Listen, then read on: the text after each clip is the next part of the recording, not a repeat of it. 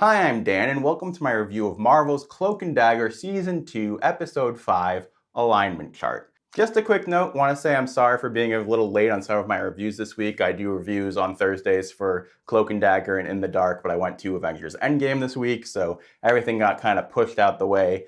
It was worth it though, it was so good. But let's talk about Alignment Chart. I thought it was an okay episode, not necessarily one of my favorites, but I think there were some really high points in it.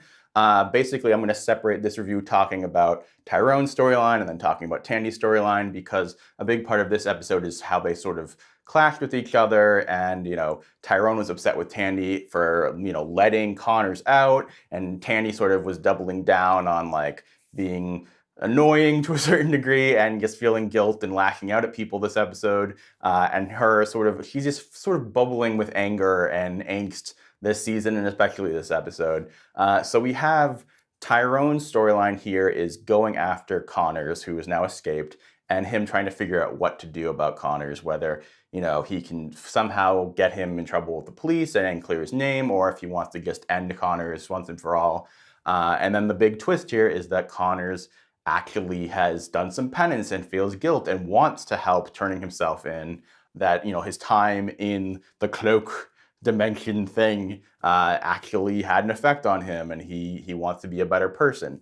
I think this was an interesting subversion of some of what we'd expect from this storyline. At the same time, I can't help but be a little bummed by it. I just feel like this show, what it really is missing is a strong driving villainous force. And I thought maybe Mayhem would be that strong driving force, but she's on the back burner right now, and also is more of a nuanced, anti-hero kind of character. Yes, they have this whole ambulance thing, but that's like an ambiguous, and there's no like clear face to it yet. And so Connors was really the main villainous character that the show has built up throughout its first season and a half. And having him, lose some of his bite, it's unclear where that's actually going to go, but seemingly having him repent, it's an interesting thing to do. This show, it doesn't go with the normal superhero formula a lot of the time, but I feel like we need that antagonist. We need that thing for them to be fighting against. And it just, so this whole thing of, oh, Connors wants to turn himself in, but his uncle has all this information, it's just muddying the water. I just want, you can make Connors a complex villain, but I still just want him to be the villain, the person they have to take down. That's just my opinion. Let me know if you disagree. But basically it came down to Tyrone being like, I don't know if I can trust him, his own anger bubbling up. He goes to his dad for help, and then ultimately he ends up going to his mom for help at the end of the episode to sort of see if she can use her legal know-how to actually get Connors, in jail and get Ty exonerated and all that stuff. Because Connors is saying that even with his own confession, it won't be enough because of the way his uncle sort of covered up Tyrone's brother's case and all that stuff. So it's an interesting thing where it's like, yeah, the system is the problem, and to a certain degree, but it's just that these ambiguous things, these sort of like ideas or institutions as the problem, maybe are interesting on like a metaphorical level, but I still feel like I need a face. I need a villain that I can get invested in and want to be defeated. And so that's the thing that I feel like I'm missing from the Tyrone storyline. Now, over on Tandy's side of things, I think that we had some of the best action that we've had in a long time, and I really enjoyed her storyline and where it ended up. We had her sort of lashing out, like I was saying before, she's continuing to lash out at her mom. She's just sort of bubbling with all this anger about her dad and upset at all these victims, which is, not a great look for Tandy, but an interesting human thing, that the victims aren't standing up for themselves, and so she wants to sort of take on that like vigilante role and fight for them. And so she ends up connecting with Leah, who was the head of the support group, and talking with Leah about her ex-boyfriend, and Tandy tries to like get in Leah's good graces because she thinks that Leah's ex-boyfriend might be able to lead her to the ambulance people. So that leads to Tandy sort of using Tyrone as like a stand-in for her ex-boyfriend who is abusive. That way she can get closer to Leah. That doesn't go over well with Tyrone for understandable reasons, but Tandy thinks she can just go off and do everything on her own, and as we learn by the end of the episode, she needs Ty, she needs backup.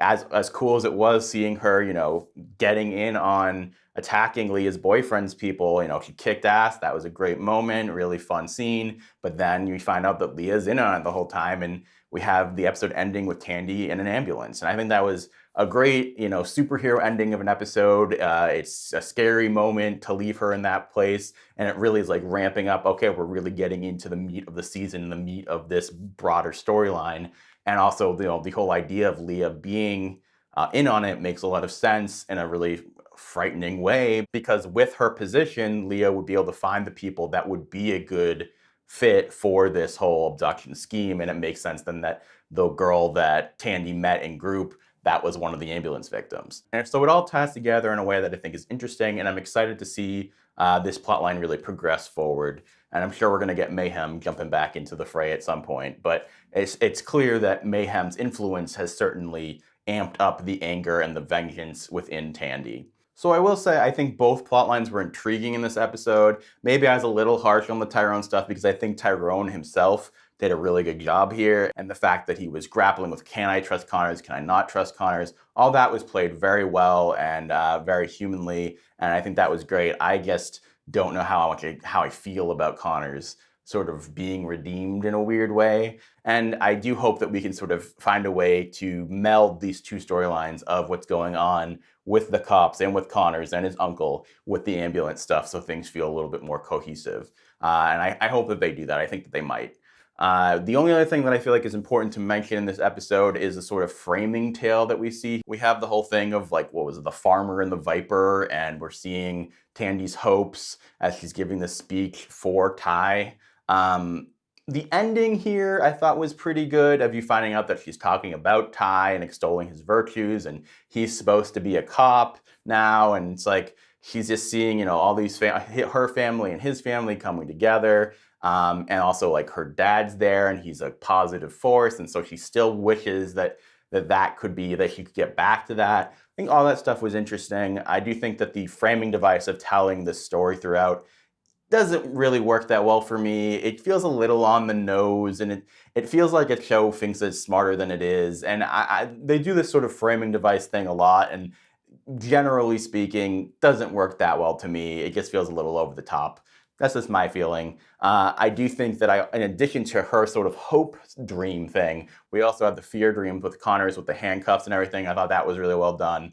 I do enjoy these dream sequences and sort of the messages and the greater character stuff that they say. I just think that maybe they need to tone down the like story within a story thing, because I think they hit that well a little too often. I'm glad the action's ramping up, and all I ask now is that we start ramping up Tandy and Tyrone's romantic stuff a little bit. It's so nice to hear that he's her best friend and all that jazz, but the fact that Evita is stealing her hope dream and everything, come on, let's speed it up a little bit.